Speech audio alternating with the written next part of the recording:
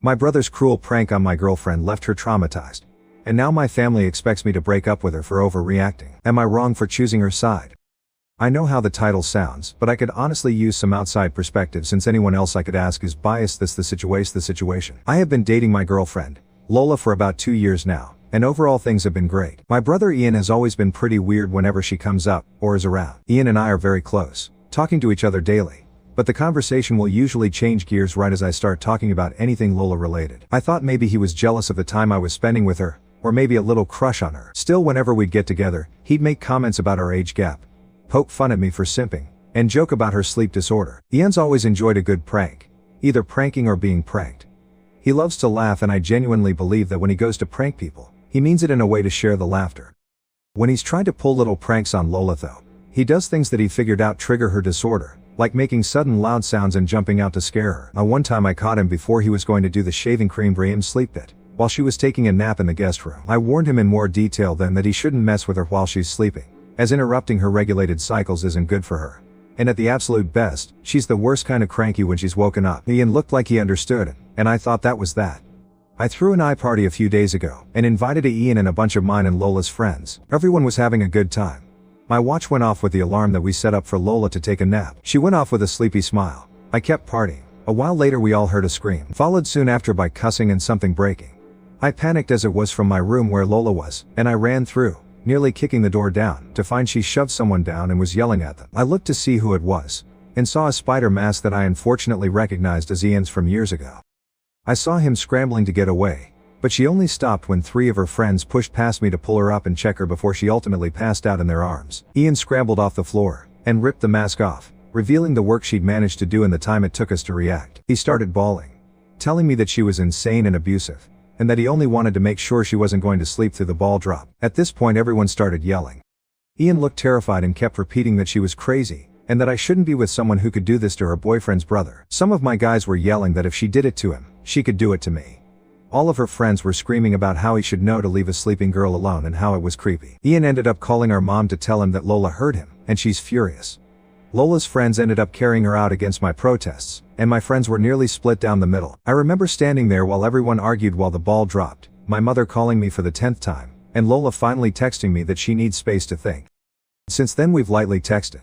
She's expressed that she can't shake her fear of what happened, but she still hasn't told me from her side what happened. Ian and my mom are trying to convince me to break up with her, and chastising me for not helping, or standing up for my brother, when he was being assaulted. Also demanding an apology for not playing my part as an older brother. Ian has FaceTimed a few other family members, and now my aunt, who paid for both our colleges and the house my mom and brother live in and helped me get my apartment, is taking the 3-hour drive up to make sure her bras are umtimotris, which is stressing me out even more. On one hand I know family is family and I should do what I can to stand up for the people who helped raise me, and become the person I am. On the other hand, Lola is my girlfriend, I adore her, I love her, and I feel like I should be there to protect her. I don't want to push her boundaries, but not talking to her is a different kind of hurt. Ian is convinced that he was doing a well-intentioned prank, and was wrongfully punished for wanting to make sure everyone was enjoying themselves. I don't know if I believe that, but I've known Ian for 22 years. Growing up we were inseparable. I don't want to doubt him just because love may be blinding me. How do I approach the situation with Lola? How can I convince my family that Lola isn't a threat? She's honestly the most sweet and caring person. She just can't be woken up, and part of me feels like she was pushed and is pushed to that point. Update to everyone who has reached out to me with advice on how I can learn from this shitstorm. Thank you. To everyone that has helped me understand that just because family has done a lot for you, it does not mean you're indebted to them and can't have an opinion on panos and life of your own. Thank you.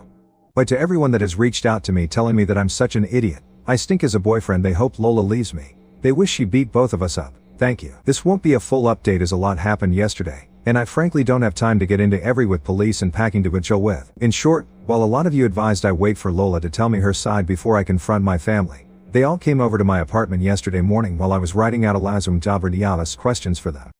I was supposed to go over the night before, but I texted them, saying I needed time, and if we could meet later today, but they obviously didn't like that, and showed up unannounced. The fighting started almost immediately, and I initially was thrown off by them being there, but I matched energy and started yelling back at them for their predatory and enabling behavior of Ian, and how I couldn't believe they'd side with him over this. Golden rainbow baby aside, my aunt got in my face about disrespect, while my mom cried and my brother cussed me out, but I pointed at my computer and yelled back at them, that if they genuinely believed Lola was the problem, then they were victim-blaming idiots that I wanted nothing more to do with.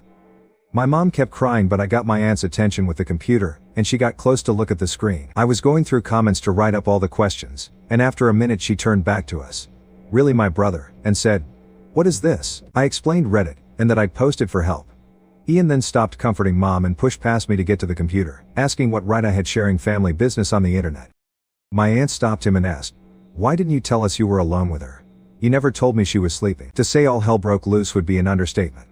Like a switch, my mom almost immediately stopped loudly crying and looked over at my aunt. Ian started shaking his head and reiterating his version of the story, which, listening to it, was infuriatingly off. I'd figured out that not only did he tell mom, our extended family, a version of the story in which Lola was all too violent with him. I started yelling again, calling him a liar, but he started crying and called me a liar who was just trying to lie for my girlfriend. At the sight of my brother crying, my mom pleaded with us to stop, my aunt scrolling more on the screen.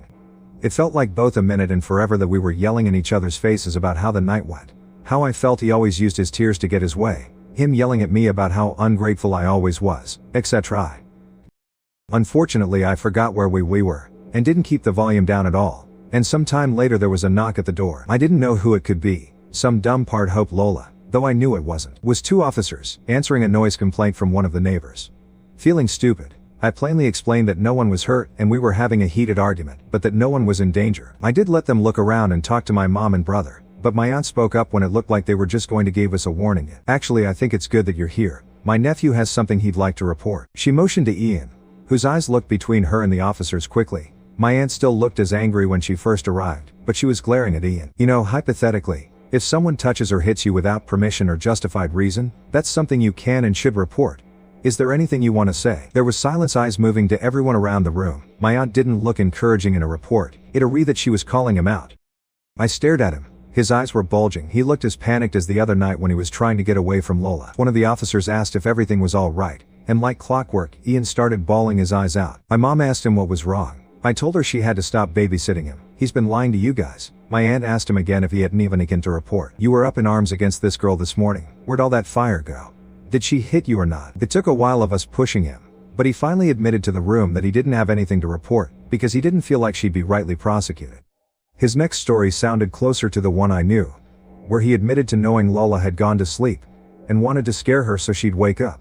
I still don't believe his reason why he wanted her up. And he put on a mask. I asked if he knew she had a phobia. He said he knew she found them creepy, and that there was no one else in the room with them. He couldn't get any of our friends to agree to the prank to the prank. When he said he started making sounds against the wall. The bed was against the wall, and then got close enough to scream in her face. When he said she woke up and surprised him because he thought the stress and panic would cause her to scream and causing Ming Wen because she went for his throat instead. He described his beating to everyone in the room, some of which I saw had the officers look at each other then back at him. Then that's when I pushed the door in. The door wasn't locked. I just panicked and didn't think to use the doorknob properly. I just threw my body at the door, and the rest of his story is what I was there for. I'm sure if the police weren't there, I would have hit him. I know I would have. My mom started crying even more when he said she was sleeping, a fact that changed his entire story. And my aunt chewed him out, everyone scolding him for his stupidity and asshole behavior, while the officers explained that it sounded like if what he said was true, Lola acted in self-defense, and that not only was what he did juvenile, but one of the officers asked my mom's permission to question him more as his behavior was concerning, and they wanted to make sure he wasn't a danger to himself or others. My aunt and I told the cops he was 22 at the same time, an adult, and they didn't need her permission. He looks a lot younger than he is.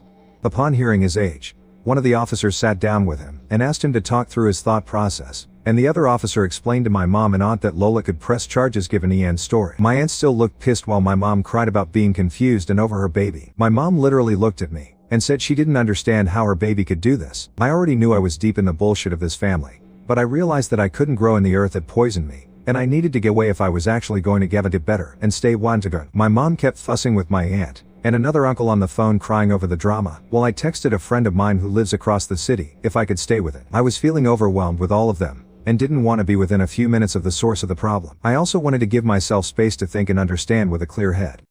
My aunt saw me in my room doing this, but she didn't stop me. She only asked me if I'd spoken to Lola about this, and I told her I hadn't yet, but I had plans to later on. She told me she was sorry for believing my brother, without listening to any other account, and that she hopes Lola is okay. So then it was just me in the apartment. The cops left after taking a statement from my brother and me. My mom left with my brother, still crying, my brother calling me an asshole, the world's worst brother, and my aunt gave me a hug, apologizing again for how she and her sister acted, and told me that I don't owe her anything but that she'd like to know that Lola's okay. With everyone gone, I went to my friend's house, and I'll be there until further notice. He couldn't make it to the party, but he heard about it from multiple people. As far as Lola, yes, I did meet with her yesterday. As excited as I was to see her, I know that most of you were telling me she was going to break up with me, so I'd been preparing for that. Whether I ended up single or not, I wanted to make sure she was okay above all. I know I don't deserve her as a girlfriend, and I'd much rather she not be with me if it meant she was safe. She brought a friend with her, and we all sat and talked. I showed them both the Reddit post, and Lola has asked that I not share any more information about her until she feels ready herself. She's on Reddit for gaming in general, scrolling fairly often, and let me know that if she came across this story, without me having told her, she would have been pissed. She did, however, read a lot of the commenters worried about her, and wanted me to express to you all that. While upset, hurt, and with mixed emotions, she is overall okay. She doesn't like that I posted about her without at least giving her a heads up. But after I offered to take the post down, she only asked that I give her time and leave her. Her personal life and opinions go beyond what I've already said here until she says otherwise. In short, she did break up with me, and when I told her about the police telling us that she could press charges, her friend laughed, and told me that they were more than aware. She thanked everyone for their concern, and told me she really hopes we both learn from this. This section was approved by her. So yeah, unless I'm forgetting something, that's all I have / can give right now. My mom has been calling and texting me, telling me that this ordeal has made Ian and her a wreck, and she can't believe I'd let a girl do this to us. I blocked my brother right after he left my apartment, and I just blocked her. My aunt has let me know she'll talk to her, but I don't know how that's going to go. I understand that it isn't what everyone wants, but none of this is anything I want either. Though everyone who has nothing but bad things to say about me, I get it, I'm an asshole. I appreciate any and all advice I've been given. I'm going to be taking a break from not only the BS in my life, but this Reddit stuff talk. I know I have a lot of growing to do, and I can't do that in this environment. Thank you again to everyone.